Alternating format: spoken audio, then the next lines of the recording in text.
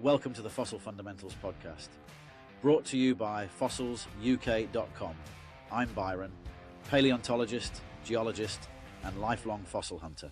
And in this show, we sit down with collectors, experts, and adventurers to uncover the real stories behind the fossils. Welcome back to Fossil Fundamentals podcast. I'm Byron, and today's guests are helping shape the future of paleontology through technology and preparation. From fossil conservation to fossil preparation, they've built a company that combines science, art, engineering to help bring prehistoric worlds back to life. They are the husband and wife team behind Zoic Palaeotech. They're Kate and Mihai. Welcome to the podcast. Hello. Thank you. Thank you. Do you want to rewrite our website, Byron? Yeah. Well, no, that's exactly why I thought I'd do these interviews, because I could then, basically get people to talk about their company and promote themselves effectively. So that's hence why I've got you on to talk about your stuff.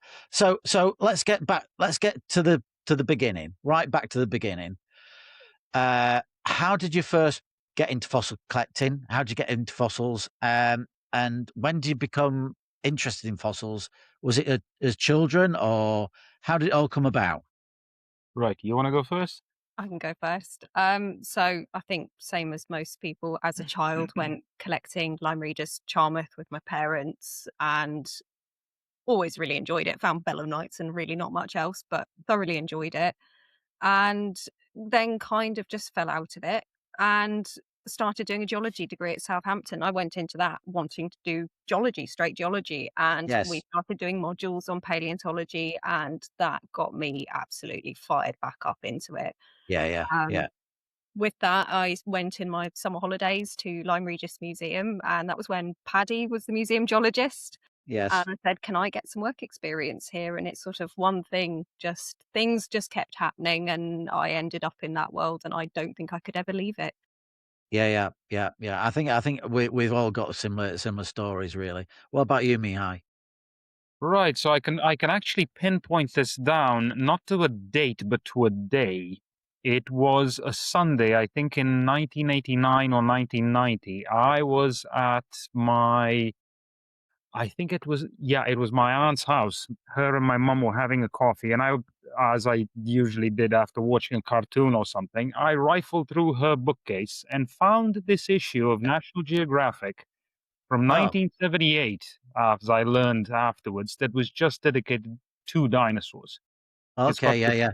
oil painting of a T-Rex chomping on an Edmontosaurus or something. Yeah. And it had a centerfold with Triassic, Jurassic, and Cretaceous, with the dinosaurs that they knew at that particular time. Yeah. And for some reason, that particular picture just clicked something in my brain. I don't know why. I remember I took it to my mom, and she, oh, these are dinosaurs. They're big lizards and all of that. And from that moment, I was just hooked. And it never went away. The only thing that I managed to change was which type of fossils I was more into. So I started with dinosaurs like everyone else, and then migrated to fish when I realized that they're just so much weirder. Yeah, absolutely. But that's how it started. And did you do the geology degree as well, or was it engineering? So I started out with engineering and did the geology, paleontology bit just for fun, because I realized pretty quickly that's what I would like to do. Yeah. So did a bachelor's in paleontology, did a master's in paleontology, very, very nearly did my Viva for a PhD in paleontology. Yeah. For various other health-related reasons, I couldn't go through with it. Yeah. But yeah, went essentially the full thing into paleontology. Yeah. And then how did you get into doing the company? Because we'll get into the whole kit caboodle later, but how did you get into doing that? Was it like just coming out of academia and working on paleontology tools, or how did that come around? I mean, honestly, it was a series of unfortunate events. Yeah. So I was halfway through my PhD when I got diagnosed with cancer, and that changed everything in our lives, as it does. I'm fine now. Absolutely. Yeah. But everything changed, and we suddenly kind of had to find a new track. Academia wasn't going back to it wasn't an option. And but we were still prepping, we were still collecting, we were still prepping, we were still doing this for us. That's still our hobby now. What we do is we make tools, but what we enjoy is collecting and prepping. Um, as two people going through that, we had no money, no nothing, and Mihai wanted to start making tools for him for his own use. Yeah. And Yeah. Yeah. Yeah. Yeah. I was when we got here, I was working at the local pub. Kate and I had just got married, and as a marriage present, she decided to buy me a little bench lathe, which I'd always Yeah. wanted. Yeah. Yeah. Yeah. Yeah. The usual ones I had access to were these massive big machines, Yeah. totally Yeah. uh, unsuitable for this kind of job. And I found that I needed a much finer pen, so something finer than Yeah. the Yeah. trilobite pen, which is this one, or the ST or the W224, which what I was, was what I was using at the time. And I think it took me about 2 months or something to knock together a working, very well working prototype of what Yeah. later turned out to become the Microraptor. And we had Yeah. a Yeah. few friends, Kate's friends from down in line, come around. They tried it out, and they was like, "Oh, this thing actually works well." Yeah. Yeah. And for Fossil Fest, I cannot recall how many years ago now. Just out of the blue, I was like, "I'll try. I'll make 5 of these. Maybe we Yeah. can Yeah. sell 1 or 2, but just a bit of pocket money, just for that." Yeah. Well, I made them, and we sold out in 2 days. At which point Yeah. we were like, "Wait a minute, something's up here. Maybe we're missing a trick." Yeah. Yeah. Yeah. Um, and we had inquiries from people, "Hey, do you still make these? We'd Yeah. like Yeah. to buy one." And we were both like, Hold on a minute. Maybe we can do something more with this." Yeah. Yeah. And Yeah. that was essentially the beginnings of Zoic Paleotech. Me just knocking Yeah. something together in my shed for my own use, which later turned out to be something that other people liked and could use. Yeah. And so that was the origins of the company, starting out. Yeah. I mean, it's now obviously grown and grown and grown, hasn't it? I has. know how far it's grown, and you probably don't realize that when I go to the Tucson show, everybody says, "Oh yeah, I got this pen off Zoic Paleo," and it's like, "All right, yeah, I know those people, yeah, yeah." So that's how far it's gone. It's because it's a very niche subject. Fossil preparation tools, because you got to have it. You've got to have the right consistency of. So for those who don't know about these things, about how you go about fossil collecting, fossil preparation, we use pneumatic tools, a bit like a dentist drill. You've got one there.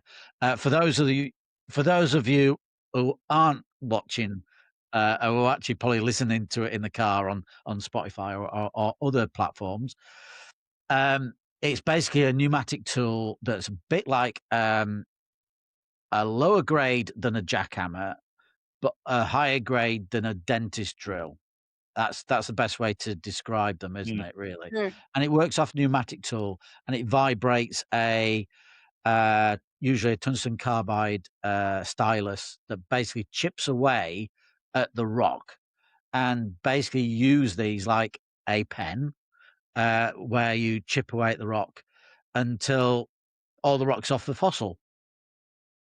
So you hold it So actually like exactly, a yeah. pen So and and just chisel away. different types of these pneumatic tools are used in different ways depending on what kind of um, rock you're using, preparing. So the softer the rock, you might want to use a less aggressive pen. Or if you want something that's very, very hard, you might want a slightly aggressive pen to remove all the bulk. There we go. There's a very, very large example of the pens. So we'll come back to all the different ones you do anyway later. Um, uh, but that's essentially what you do, isn't it? We're chipping away at the rock until it's all revealed.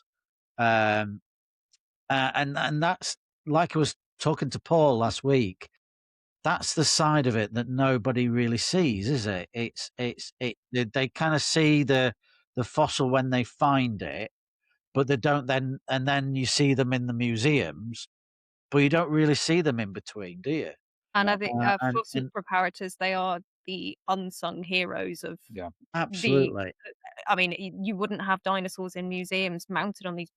I mean, you just wouldn't have any of it if it weren't yeah, for yeah. preparators. I mean, I kind of, there's I kind of, it's kind of like artistic work, really. I think, like Michelangelo with his sculptures and stuff like that.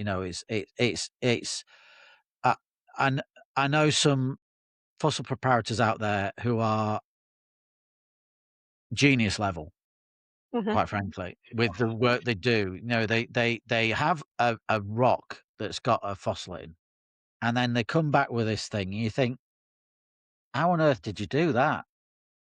And it's all mechanical work. It's not always chemicals, but it's all mechanical work, and it's the tools that different grades of tools do different things, and it's not just one particular tool that you've got to have. If you're going to do it full time, you probably Yeah. need Yeah, you quite need a to few see it. different tools. But some of the work is absolutely fantastic, and like I said, it never really gets talked about. It might say, oh, yeah, this dinosaur took us, I don't know, 5 years to prepare, but that doesn't really, to the average person, doesn't really say very much, does it? No, It's No. just a time element. But actually, if you actually videoed it, it would be hours and hours and hours and hours and hours, and I it's think a lot of patience.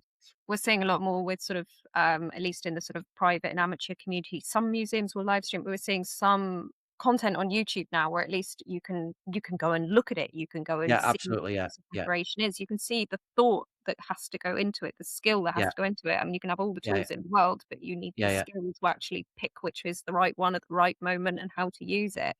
yeah, yeah, And we're seeing a growing movement in academia at the moment where we're seeing preparators not just in the acknowledgements. That's quite has been quite rare up until now for a preparator to be named even in the acknowledgements on an academic yes, paper. yeah, But yeah, sometimes they're now co-authors because the preparator is going to be the first person when you're chipping away that rock.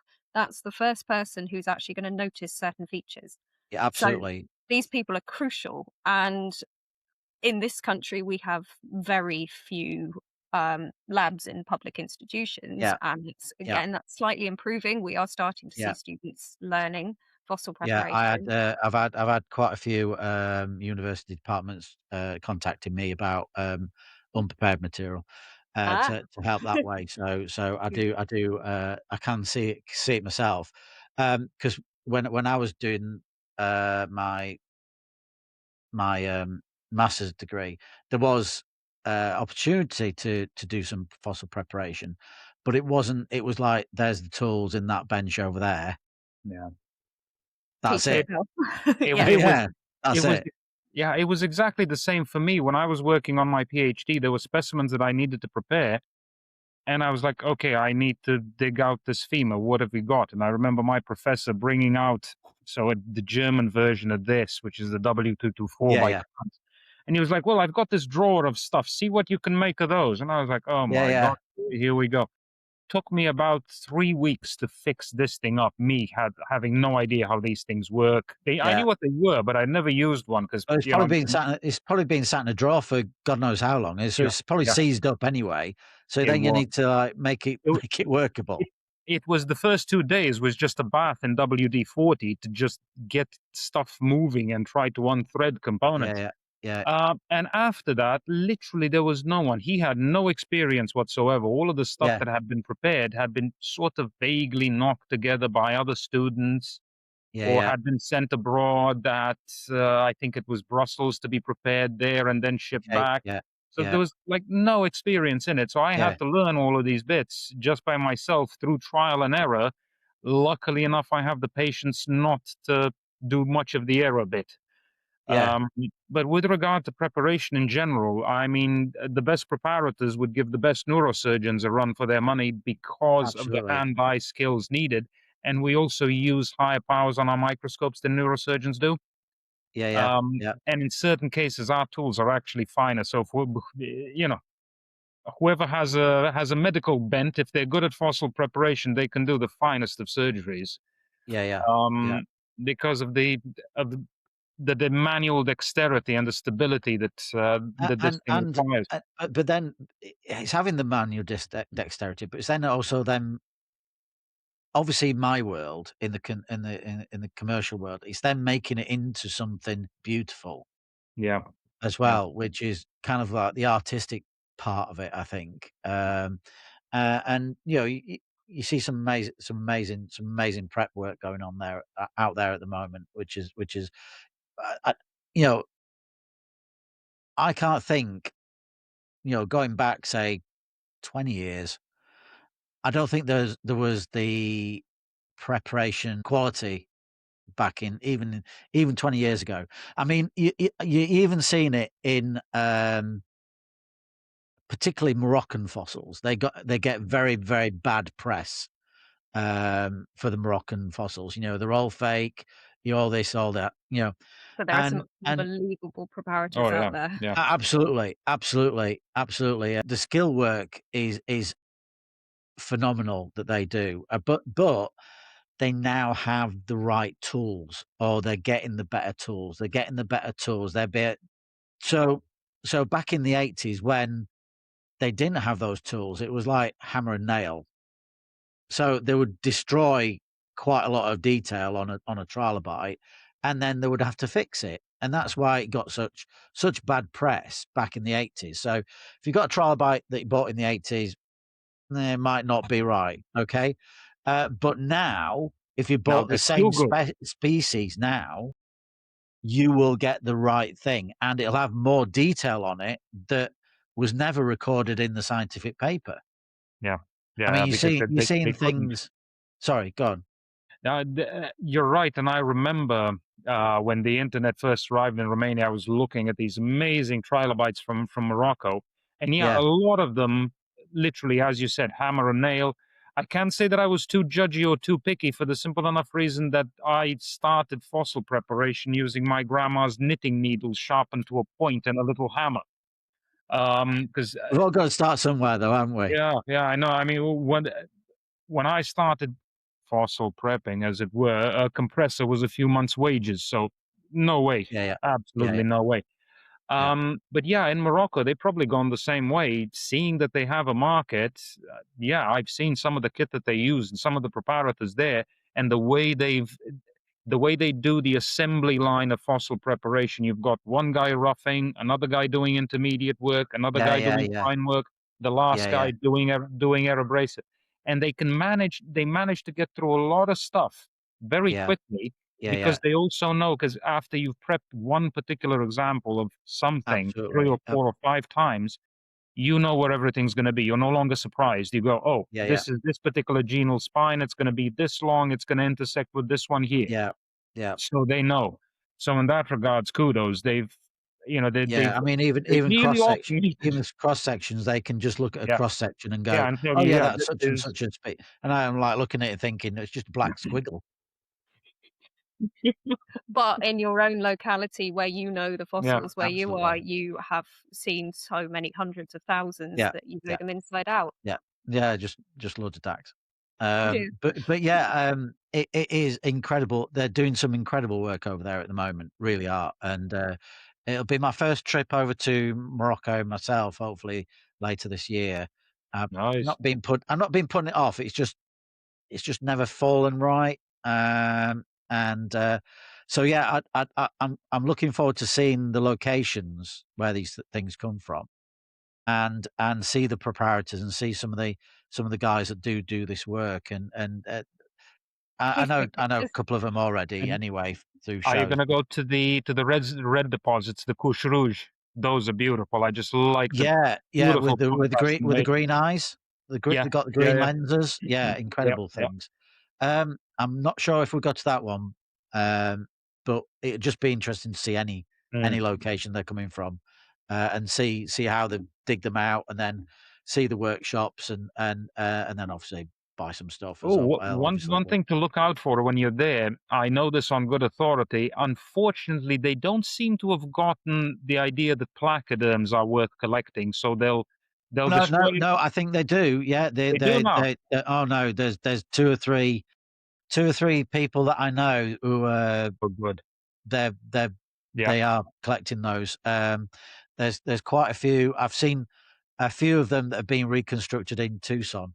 Yeah. The full skulls and stuff. Yeah, the Paleothecs, yeah. Incredible, really. But yeah, I'm pretty sure anywhere there's fossils, they're interested. I think with your company, what Mhm. do you think is the biggest challenges for your company? Is it because the cost of the steel has risen so much, or is it Well, tungsten carbide, I eh, think, is about Yeah. 400% more expensive than it yeah, was yeah, 2 years which obviously pushes the ago. prices up of the thing that you're trying to sell as And well. we don't feel as though we can keep we haven't put, No, the nibs, we haven't put the prices up since no. pre-COVID. So it's at the moment, it's just having to absorb that, which is obviously challenging. I think any business in the current climate is challenging, but it's international But also, events of I mean, it's also nightmare. probably the number of customers you're getting as well. I remember when you just, like I said, you just started out with just 5 things on a table, and Yeah. now you've got this very, very large company website that sells all sorts of material, not just the pens, but also uh, powders for abrasive machines, which is basically a machine that basically shoots out a powder that basically I use it mainly as a finishing tool, mainly. Mini But also, sandblasters, very accurate yeah, sandblasters, that's all they yeah, are. yeah.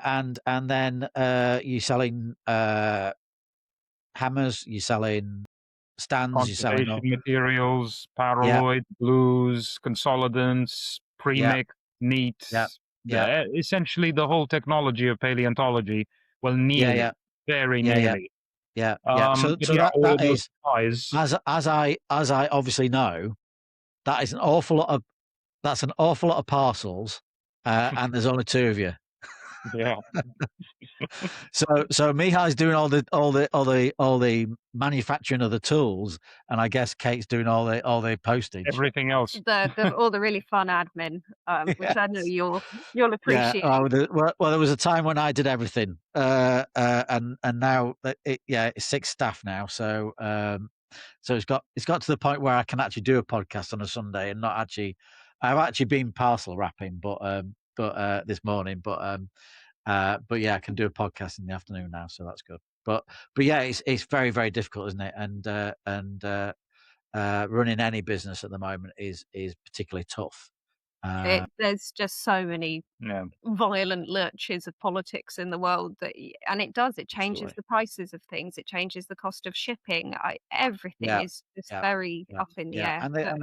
And particularly with shipping, they keep changing the goalposts um, about what can be shipped and what can't be shipped, and it used to be very, very easy back in the day. in You some know, you cases, I need to give them a complete list of all of the materials that make this yeah, particular pen. yeah, And I yeah. go, why would you need to know Why? that? Yeah, why? Oh, Yeah, Most of the stuff that's in here, they would have to look it up to see what does he we mean by this had particular this or yeah, that. yeah, yeah, It's just we haven't ridiculous. been able to send iron powder to America now for years. I mean, it just became too much of a nightmare, but we had Yeah, one parcel tied up for, I think, 4 months in customs because they were yeah. convinced that somebody was gonna use it to make some drugs. I still No, don't know how to make drugs out of iron powder. It's well, a actually, nightmare. drugs wasn't on my mind. To be fair, it was something else that was on my mind. But yeah, but yes, no, I mean, it's just it, it yeah, and then since Brexit, I mean, Brexit's just been God, yeah, that was nightmare, I really. so much of my day is customs forms. Yeah, yeah, it's And just ridiculous. It is it's, just ridiculous. with regards to Europe, which is such a big part of our market, Yeah, it there are no advantages. It is utterly and completely yeah, pointless. The only thing yeah, that it's generated is more paperwork for everyone and higher costs. yeah, Because we needed to put up prices to account for the time Yeah, spent doing this, that, and the other. And yeah, absolutely. literally no benefits whatsoever, just Yeah, downsides. yeah, yeah. Well, you're Um, speaking to somebody that obviously didn't say yes. Um, uh, bef for all those reasons. You know, obviously I instantly knew that the cost of everything was going to go up by 20% anyway. Um, so yeah, I mean, I was actually personally, I was in at the Saint Marie show when it actually occurred. Always wanted to Uh, go, they never managed to make it. I keep saying every year I want to go to San Marino. but you should go. You should come to Saint Marie at least, because it's that particular show. It's I would call it a Glastonbury for fossils. It's not a very big place, but it's a beautiful place. You know, it's a very oldie worldy 1920s village town, Nice. I guess. You know, all the old sawmills and all that kind of thing that still do it by hand, that kind of thing. Um, and it's in like in a little valley, very steep sided valley. And it's because it's in June, it's always sunny. Sometimes there's been a couple of years where it's been like too sunny, too hot, in like 48 degrees or something like that. It was Oh, ridiculous. It's a bit much.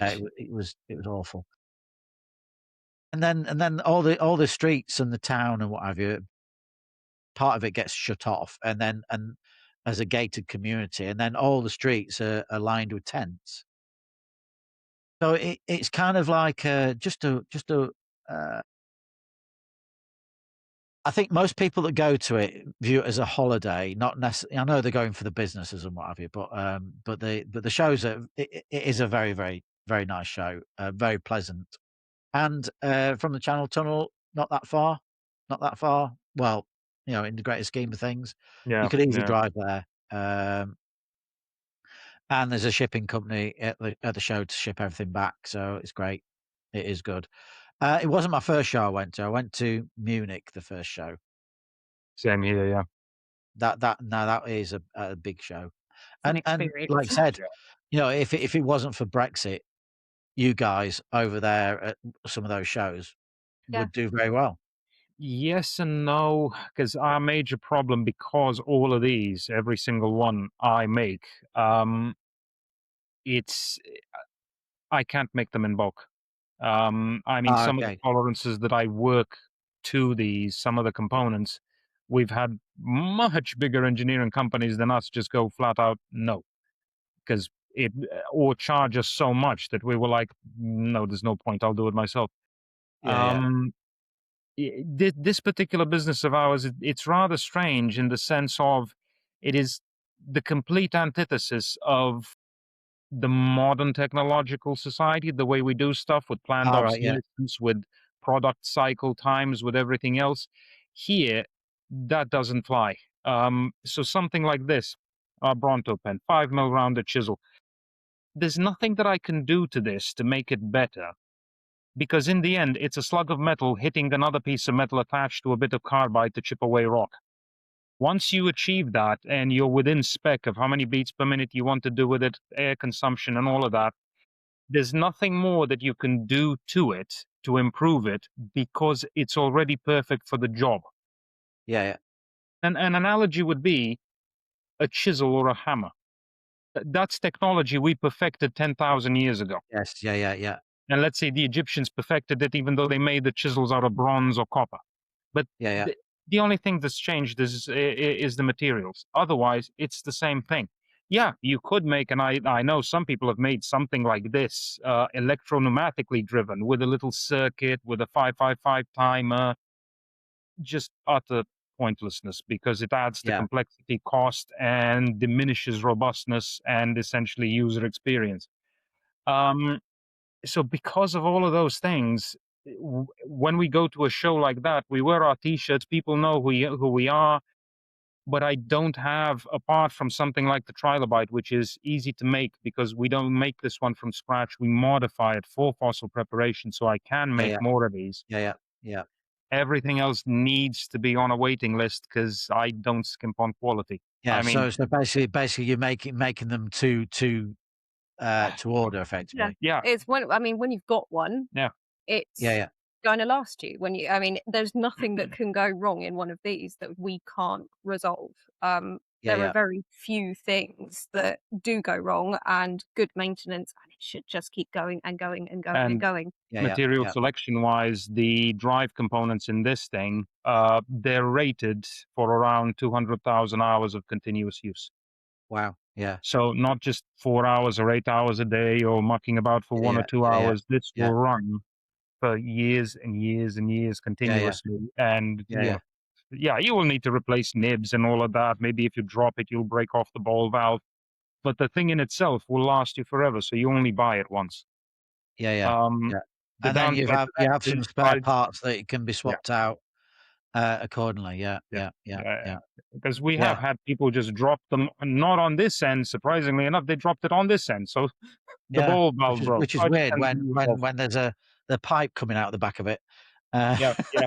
We had a guy who dropped it while he was in a sling in a quarry in America working, I think, on Dinosaur National Monument. So what? he had the pen. So they had a portable device, Yeah, a yeah, portable air compressor, and was yeah, One using had it actually on the rock face. yeah, Yeah. yeah. And he Oh my dropped it. God! He Right? said it fell like that with the hose attached, snapped the ball valve off. And I was like, I never meant for this to be used up on the Yeah, top of yeah, the yeah, mountain, but okay, absolutely. I'll send you a new ball valve. Gosh, yeah, yeah, amazing. So I mean, when you get into fossil preparation, you sell not just the ones we've been talking about, but you also sell like starter kits and stuff like that, which is more kind of like so that's more like an engraving So tool, isn't this it? is a Dremel 290 engraver. So when you say Dremel, most people think of the things that spin that you Yeah, use in yeah, art yeah, crafts or just around the house. This is actually a little bit different. So it does actually have a back and forth action like a yeah, yeah, hammer and chisel. We make these tips to go in them, which are they're just so much more optimized for fossil prep. So the tip that comes originally with a Dremel engraver is quite obtuse, and it's great for engraving metal, plastic, glass. yeah, yeah, It's yeah, an yeah, engraver. It does what it's yeah, supposed to do. But when you're doing fossils, all it does is kind of just vibrate up against the rock. It doesn't have enough power to chip. yeah, yeah, Whereas if you have this very fine, quite slender, sort of bullet-shaped point that actually focuses the little kinetic energy that the Dremel has, because this isn't pneumatic, this is electric, plug it into yeah, the yeah, wall, yeah, very little investment in both money and space, no air compressor needed. You focus all the kinetic energy that it has, which isn't much, but all of it is focused on that little point, and you can actually use it for fossil prep. And I know we've been talking about how different tools really do help a preparator when they're working on something, but I cannot tell you some of the things that people can do with one of these. It's just bonkers. yeah, yeah, yeah. You So can be that's like the challenged. introductory stage, isn't it? And then Yeah, obviously and then it's like a scale up into what you yeah, know how Yeah. effectively it comes down to how much more money you want to spend on your yeah. hobby, So I'd say, and that is really that particular tool there you were just showing us would be where a lot of budgets would be at the moment. Yeah. And then if you want to then take it further, then you start having the more the pneumatic tools and the air compressors and things like And that. Yeah, I mean, so at even the if yeah, same I time mean, as hobbies go, I this think people would quite cheap. be amazed at how much you and I have spent on our workshops. yeah, a bit embarrassing at this point. Yeah, yeah, yeah, But with Dremel, it's even if you have a bottomless pit of money, you are not necessarily going to enjoy prepping fossils. There are plenty of people who go out collecting and just don't like yeah. prepping. That's No, fine. The way absolutely, to yeah, find out is with a very cheap tool, which you can just pack away in a small drawer. You don't have to set up a huge workstation. You don't have to get the big absolutely. easy air compressor. You just have a very simple tool which has an on off. And if you've got the patience for a Dremel, air tools will just they really are a game Yeah. changer. Yeah, They're yeah, so much yeah, better. But yeah, if you've got the patience with the Dremel and you feel that you can enjoy it, it's something that you actually quite like doing. Fossil prep for some people is very therapeutic. yeah, Um, absolutely, yeah. noise I noise cancelling really enjoy it. Yeah, earphones, podcast, audiobook, just zone out, enjoy it. Um, but for other people, it's incredibly frustrating because it does not always go the way you hope it's no, going to. no, no. I mean, I can. Well, obviously these days, I don't do an awful lot of prep work. at myself at the moment. Just a little bit busy doing that. I'm not doing that. But I do find it very, very therapeutic. When I am doing it, I mean, I used to really enjoy it. And like I say, some days you get something and you can see the end piece. You know, you pick up a piece, you can see the end piece in it. You know, you can see the way it's going to be sat. It's going to be the way you need to take the rock off, and then other days you get another piece which is very similar, and you get writer's block, and you just Does it got no matter what you doesn't do, behave? it just Yeah. doesn't behave properly. Yeah. And yeah, I mean, it can be frustrating, but with a lot of patience and like you said, with the hand-eye coordination, you can do some incredible work. It's not going to be fast. Yeah. No. It's not going to be And fast. if you're a beginner, don't expect it to be fast. No, Don't no, expect to be no. able to prep that quickly. I mean, somebody who works on them commercially knows them inside out, knows how the rocks behave, how they Yeah, fracture, where they yeah, break. yeah, That is, if you work on something commercially, you're going to be quite quick. But if you're just getting started, it's going to take you infinitely longer to get it right, but it's worth taking that time. When you see a fossil that somebody prepped, you can never see how many hours have been into it. All you can see is the end result. And if the end result is fantastic, it doesn't matter how long it took you to get there if you're yeah. not paying for somebody else to do it. If you're doing Yeah, your own yeah. I mean, work, if you're getting somebody else to do it, then that does that's certainly a factor into factor. it. But Yeah, if you're yeah. doing your own work, If you're doing your yeah, own work, it doesn't matter how long it takes you.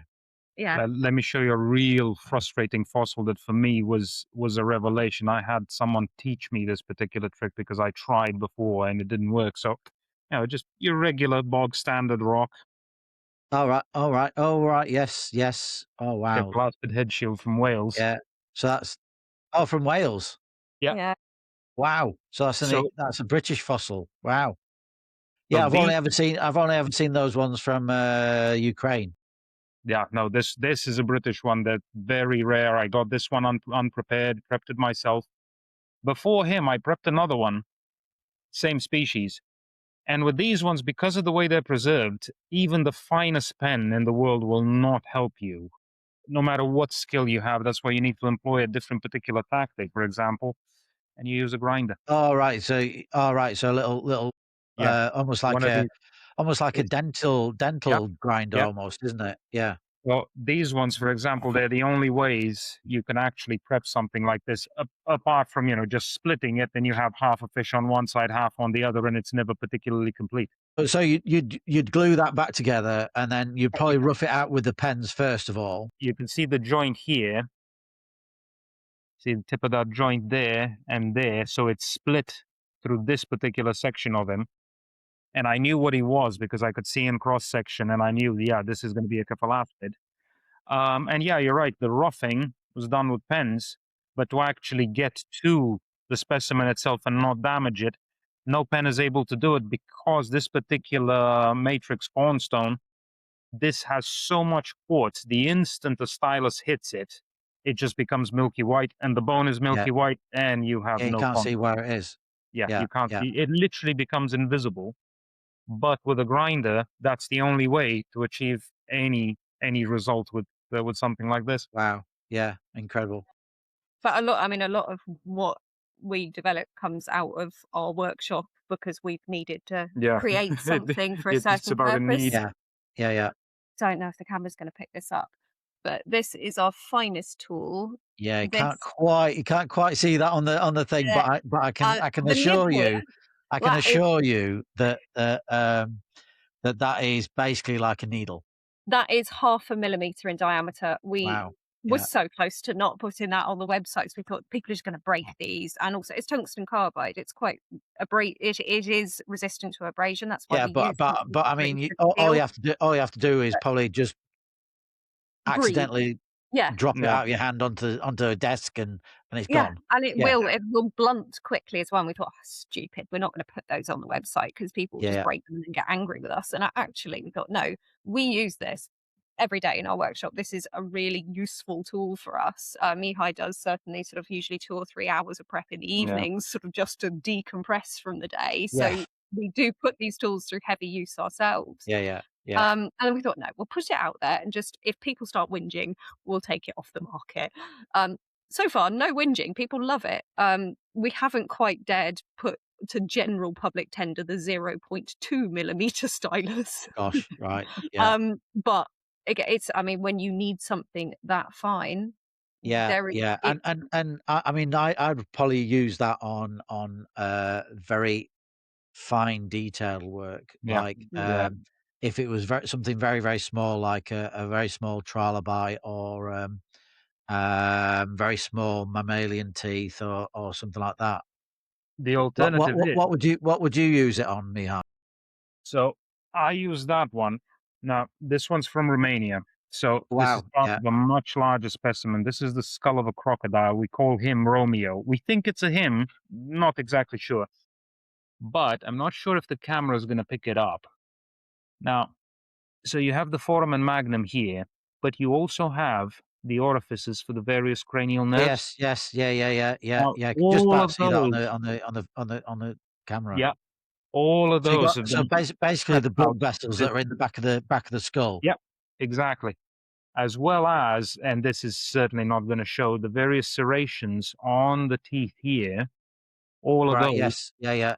were done with this because there was nothing fine enough to be able to But accomplish it. you would have done that also under magnification Yeah, as well, yeah, so you could see yeah, it properly. yeah. Yeah. Uh, Depending on what I'm doing, I have done stuff where I needed to use 40 times magnification because the specimen was Yeah. so small. Yeah. And yeah, it can be. I have done specimens where it was an hour per square centimeter Yeah. Wow. because you Yeah. can't move any faster. You're doing tiny little vertebrae that are 1 millimeter in diameter. Yeah. Wow. Nothing Yeah. yeah. you can do to speed it up. Yeah. For this specimen, for instance, so air abrasion, the microsandblasting, that was, we thought at one time was a good candidate because, I mean, crocodile, they've got that very textured bone. Yes. So Yeah. every little bit, there's a little divot. The bone is much, much softer than the rock. So anyone who uses air All right. abrasion, Yeah. if the rock is softer than the fossil, then you'll be able to get through it with a certain material or powder. If the fossil itself is softer than the rock, the powder is going to destroy the fossil first. Yes. Yeah. So that made that was not an option. And this Yeah. is a scientific specimen, so this isn't actually ours. This is one we've been prepping over, I think, 10 years. Yeah, well, Um, actively for Right, the yeah. last year, but we've had it for Um, like 10. We Yeah, so found this it. is going back to a university to be published upon because it is, I mean, it really is a phenomenal Yeah. specimen. No. But I to be able mean, to preserve the detail on the teeth, that's such a detailed work, and it's also knowing things like that about the different hardnesses of the fossils. I mean, obviously, from a lot of people that don't know about fossils, who might be watching, who knows? There might be. Maybe most of the people that are watching this do know about fossils. I'm hoping. We hope. Yeah, we hope. But a lot of people just see, like, say, one of the Dactyliostris, and they split it with a hammer, and there it is. They don't realize that fossils come in so many different types of rocks that need different skill sets and different tools to be able to work that to get them out to look nice. Like you said, you just said about the Welsh cephalaspid shark, fish skull.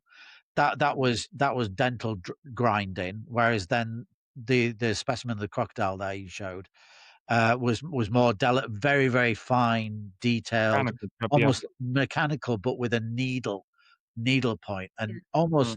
almost getting to the point where you're taking grain by grain off the rock, and that might be a suitcase-sized piece of rock. So that will take many, many hours. But then you've got things like chalk, which is very, very soft. So that reacts differently to different types of pens and different types of fossil equipment, and different types of.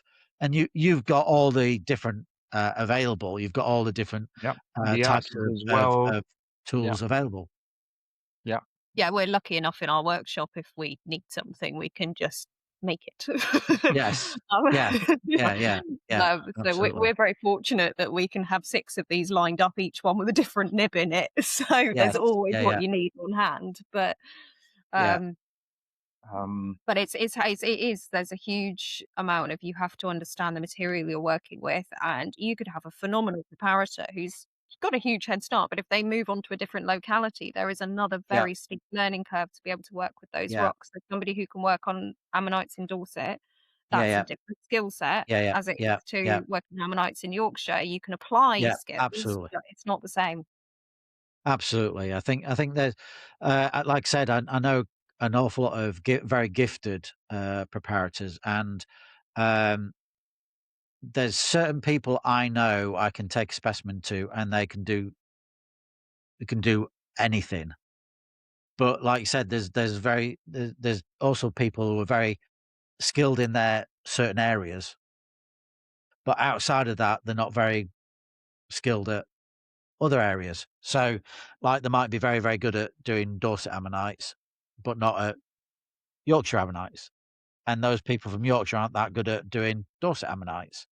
Um, but they're just two examples. But I do know that there's people who are very good at doing fossil fish, for instance, but they're necessarily very good at doing ammonites and doing, say, dinosaur bones. guilty as charged.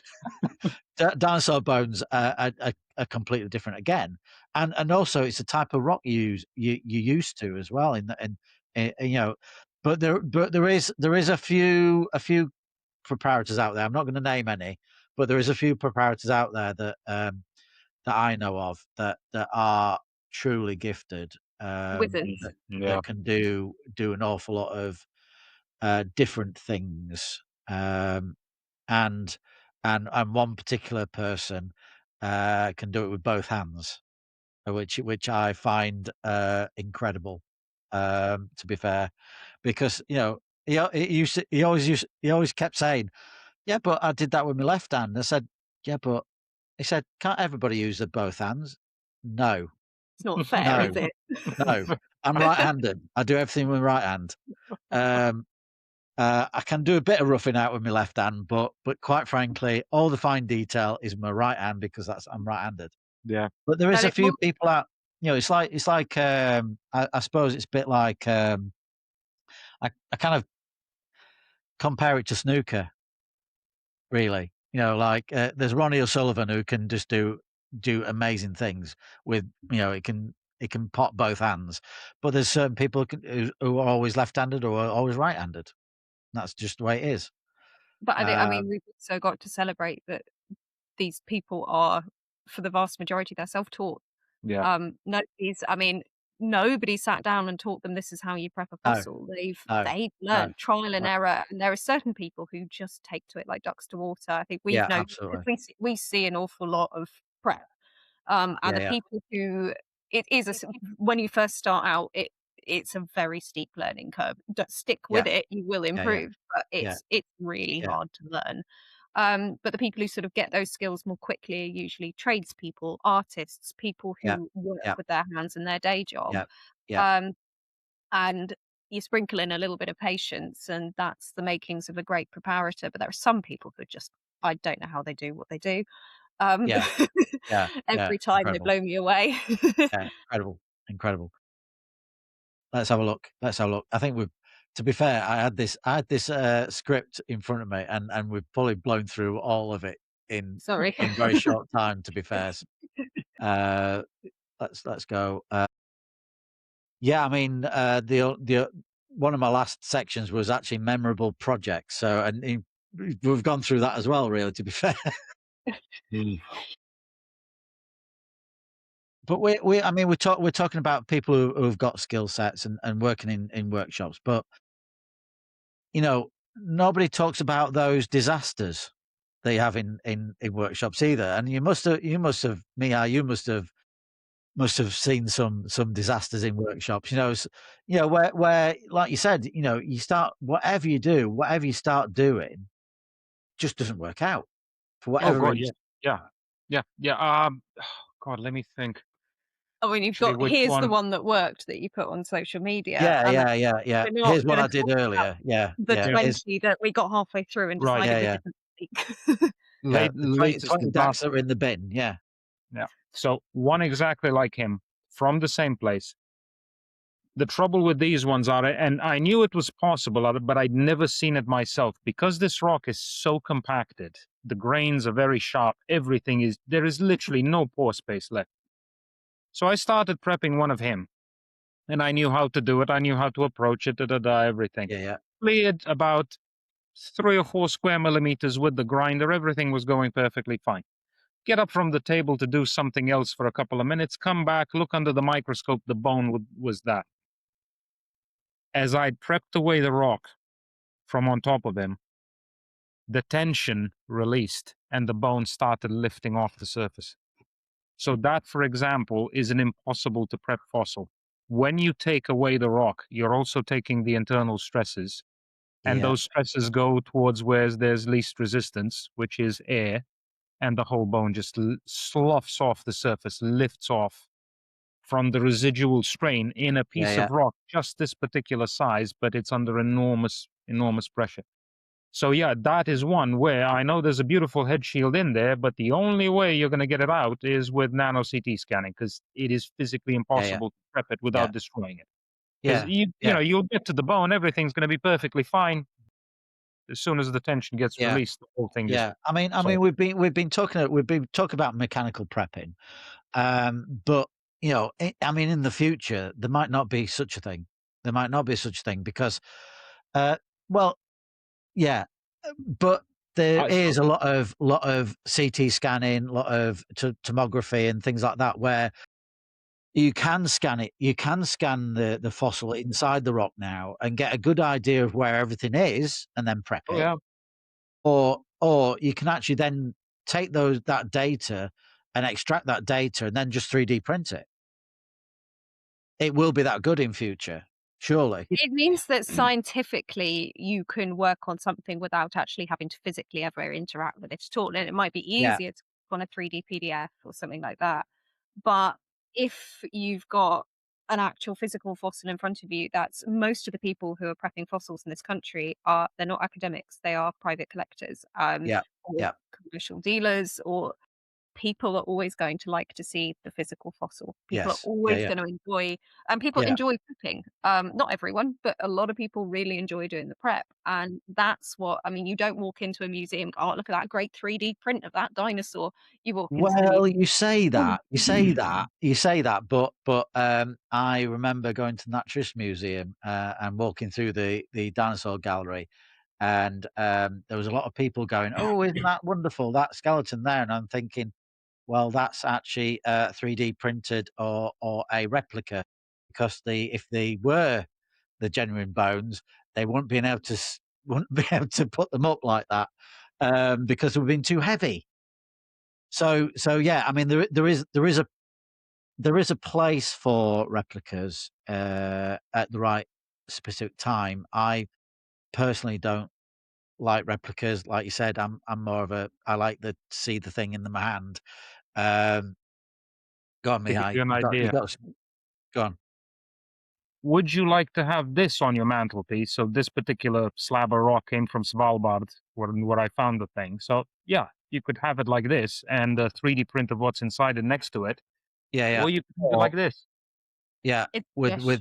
the fossil placoderm inside it. Yeah, yeah, yeah, yeah, So while yeah, this could be extracted digitally, and it would have scientifically, it would be exactly the same thing. There's something about actually touching it and having it in front yeah, of yeah, you, and yeah, in a yeah, sense, communing with the world in which this animal lived. yeah, yeah, yeah. That a piece of plastic, And no and matter and how and accurate it is, and will never the be the able to the achieve. fossil preparation in revealing that as well, because piece by piece you're revealing part of that animal from its stony tomb. But we're And also Yeah. we're not going to CT scan every rock that gets found. no, An awful lot of things are found during preparation. So you think you've got one thing that's very common, ammonite, or very common, yeah, and then yeah, you find yeah, something else strange about it, and that is during the process of preparation. So a yeah, lot of yeah, things that we find that are scientifically significant do end up being donated to science, have been found only through preparation. You would never think that that rock was worth CT scanning, so you would never bother. But it's people in their yeah, yeah, workshops at home yeah, yeah, prepping that yeah, yeah. we are able to make discoveries in this country, scientific discoveries, as complete amateurs with very basic Yeah. equipment. I Absolutely. mean, it's this and probably amateur astronomy, I think, are the last vestiges of sciences where amateurs with just tiny little budgets or no budgets at all can actually make scientific discoveries. I mean, in Yeah. astronomy, you have the Association of Variable Star Observers who keep an eye on variable stars to determine periodicity, light curves, everything else. We in paleontology, this one, for example, this is a new species that's being Yeah. described. So yeah, those two are the only places where you can actually make a discovery without having to appeal to funding or to need to mortgage the house to get some Yeah. bit of analysis done. Yeah. I mean, Um, that's the yeah, great thing it about is the a special community. science. The great thing about the community is a cross section, and an Mm, awful lot of amateurs know an awful lot more yeah, sometimes in their yeah. specific fields, don't they? Or specific areas. And like I said to Paul last week, most of the most important paleontological finds throughout history have all been found by amateur collectors. It's just the way, because they were out there in the field looking for the things, and then It's it's a process of then making sure that the amateurs know where then to take that to the right scientific people. That's it's the it's main thing. remarkable because it's a very egalitarian science because it is all intellectual at the end of the day, Yes, paleontology as a science. It is remarkably egalitarian. You can only do as much as your mind can understand or is capable of achieving. And yeah, some people have achieved amazing things without needing much money. You just need the absolutely. patience, the wherewithal, the Yeah. knowledge. All of those things, you can gain them. Yeah, yeah, yeah. Great, brilliant. Um, if somebody was to get into paleontology professionally, have you got any advice for anybody out there? Professionally. Professionally, Well, commercially, or just in paleontology academically. in general. Just if anybody wants to get into the science, uh, you know, obviously, I would say just go out on the beach and start walking, having a look at the local geology and see if you can find anything. But have you got any other tidbits for anybody? See, it depends. If you had asked me this question maybe 20 years ago, I would have gone, yeah, go down the academic route. Da da da da Yeah, da you don't da. have to do that now. No. You don't have to do that now, and I think it might actually be detrimental in certain ways because I know a lot of people who ended up, staying in academia, doing it professionally, as it were, and they're just chasing the next grant. Yeah. It's a life where it's publish or perish. They always need to publish. They're under enormous pressure. Doing it, quote unquote, on like as an amateur, it gives you a lot more freedom. You can choose Yeah. your subjects Yeah. of Yeah. interest. You can choose your own research. Um, so yeah, in that regard, I just don't know what I would advise people with regard to pursuing a career in Yeah. paleontology. Yeah. I Um, mean, it's it's one of it's those I almost can't like say anymore. the amateurs are basically the coal face, aren't they? They're the ones that Yeah, yeah. are finding all the interesting stuff and having the knowledge base. Um, I mean, if somebody was wanting to get into paleontology, obviously, um, reading lots of books, reading about the subject, reading about your local geology. If there is a local geological society or a club or something like that, there's not so many these days, but there is a few out there. Probably the most Doing important bit I tell them, there's more to paleontology than just dinosaurs.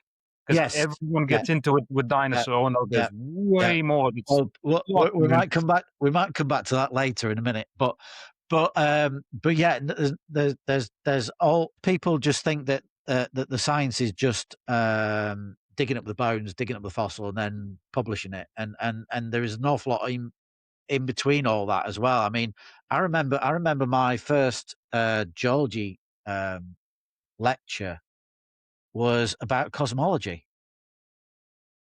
Yeah, Right? yeah. So nothing to do with the Earth at all.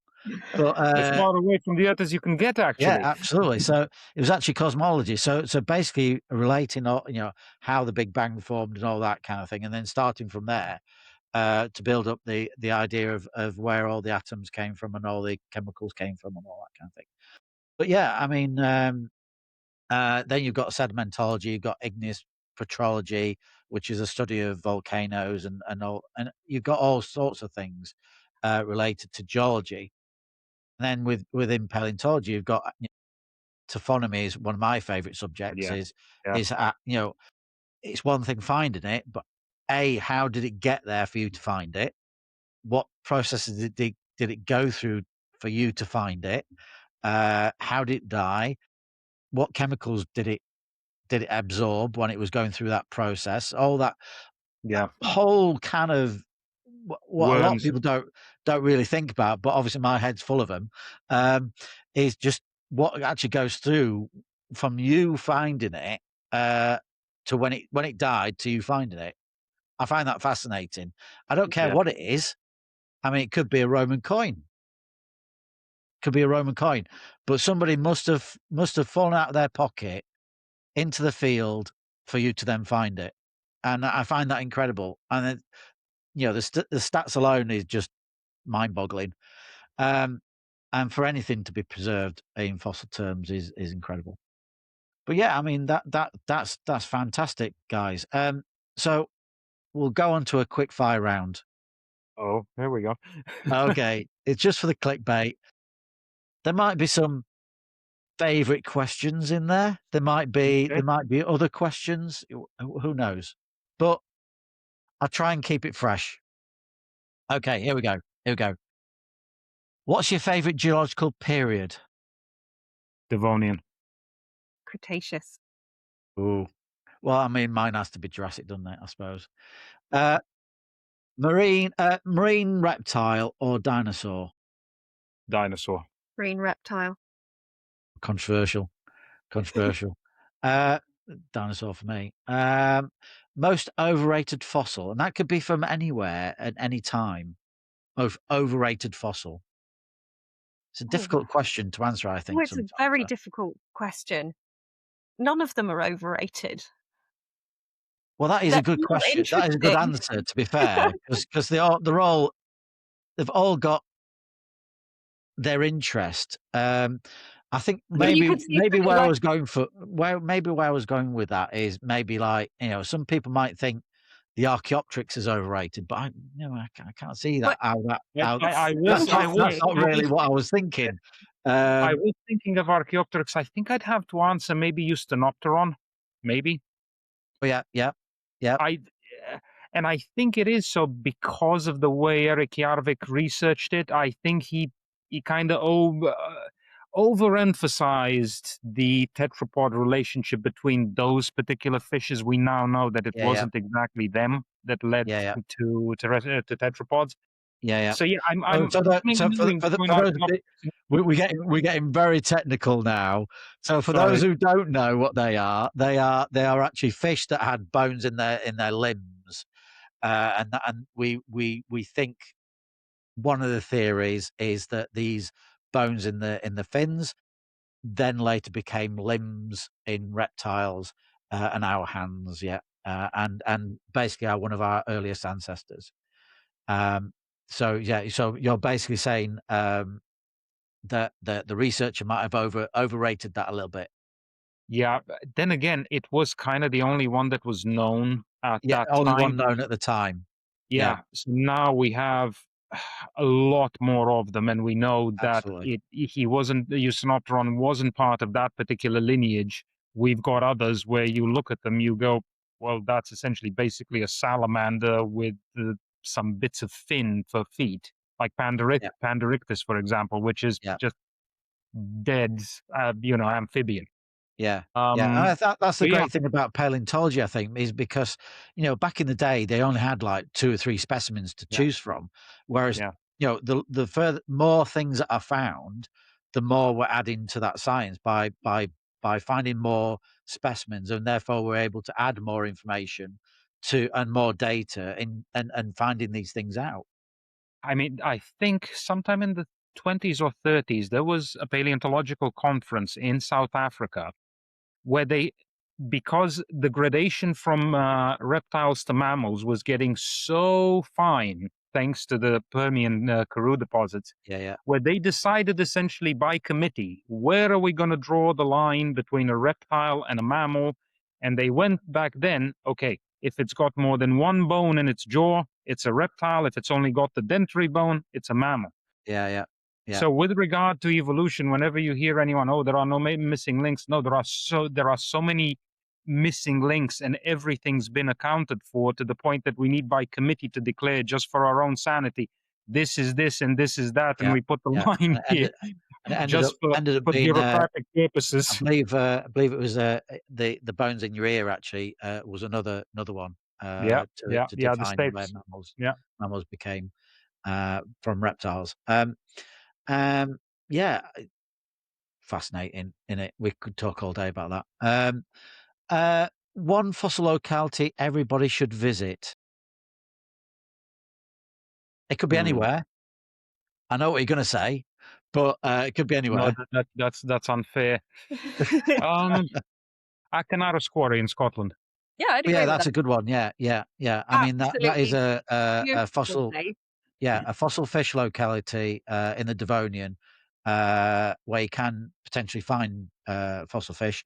I believe you have to have a permit from Scottish. Not anymore, but there Not are anymore? Okay. rules against over collecting. Yeah. So you're only allowed to spend so many days there. You're only allowed to remove so many pieces of rock. So it just means that it's fair, and what is there can be spread amongst people. And you're Right, not yeah, allowed to because I mean, anything. back in the day, you had to have a permit to go there, didn't you? Permit, but now it's a lot looser and also stricter at the same time. But it is one of those places where you can split a rock and get a complete fish. Yeah. Beautifully preserved fish, and there is no debate as to what it is. There's no prep needed, no reconstruction required. You just take home a beautiful prehistoric fish. It's also, I mean, as long as it's not raining. It is the northern part of Scotland, so you're lucky. If it's I mean, there is an awful lot of locations, fossil locations, where if the weather is sunny, they can be beautiful. But I've been to a lot of locations. I mean, my favourite is Gilwern Hill, in Wales, where you find the Ogadinus. Gilwern Quarry. That is superb location, and when it's sun shining, it can be heavenly. I think we spent like 3 days in the hut there. It was just gorgeous. So absolutely. And then you just as a best place ever. But I have been there where literally the rain has been coming up from the bottom, not down, but up the waterproofs, and there's nowhere to hide on that hill. There's no bushes, no trees. It's just horrific when it's raining. So it's the extremes. But I tell you what, I've been sunbathing there before. I've been snoozing in the sun. It's been brilliant. Here's one more related to what you do. Air scribe or pin vice? Without wanting to criticise a pin vice, air scribe every time. Yeah. Well, I know. You can do both.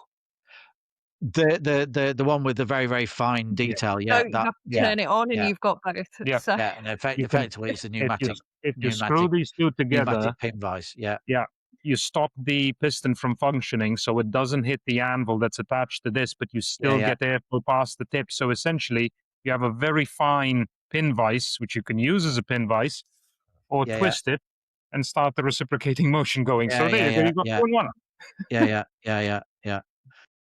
And it's the $1 million question now. Everybody wants to know, what's your favorite dinosaur? T-Rex. Sorry, I'm boring. T-Rex. What can I do? I'm going to throw out a Romanian dinosaur, Bondok, which also might not be a dinosaur. So that's one that a late friend of ours actually found it, but the skull had been eroded away. So we haven't got any dentition. We don't know what the skull looks like. All we've got is this. I mean, it's a perfect body, fantastic. And what is that? Is that a theropod, or is it Well, an possibly. ornithopod, or? Probably a theropod, but there is a bit of debate on this. So it's a bit like, so you know how Velociraptor has the sickle claw? This thing has 2 sickle claws.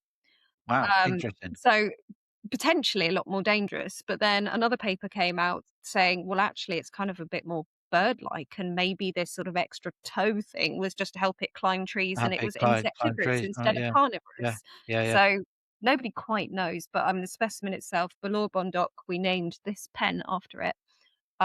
If you look it up, I mean, it's a stunning specimen, and I just like the fact we have so much of this fossil, and we still actually don't have all the answers. No, no, and that's the beauty about paleontology is the discovery. Yeah, so that's great. That's great. So that's the clickbait done. That's clickbait done. So, what's next for you guys? Have you got any other upcoming projects, or where can people find you? Where can people see you? It's a loaded question because I possibly know where I might see you next. But Well, I'm sure we'll be seeing you at Lyme Regis Fossil Festival. yeah, Highlight you'll of have a the stall. You'll have an exhibition stall there where people Yeah. can come and try out the pneumatic pens for themselves and see how they work on different types of rocks. Yeah. Yeah, Yeah, and as we always tell them, bring your own rocks if you're really determined to see how these things work, because it's best when you use the matrix you're going to use them on eventually. Yeah. And so, and then anything else lined up, or just all the same as usual? Well, I do have some prototypes of pens in the works, though this time around I'm not making the mistake that I did twice before, where I launched them before they were ready and the orders kept coming in, and I was like, oh my God, what have I done? Yeah. No, now they're finished prototypes. They're essentially production models, but until I have decent iron out all the components done little. and everything else done, so Yeah. people don't have to wait that long for them. Yeah. Otherwise, I've been bitten before where I did that when everyone was, oh, can I buy you one? Okay, I'll make you one. Can I buy you one? Can I? Yeah. No. Yeah. So if anybody wants to see what we've all been talking about, the website is zoicpaleotech.com or .co.uk. We have both. But if you just type in fossil prep tools into Google, that will get you there as well. Yeah, great. And also if you are down in June, early June, for I think 15th and 16th, 14th, 14th of June, they'll be along with myself. We'll be at the Lyme Regis Fossil Festival. A very, very large fossil festival for everybody.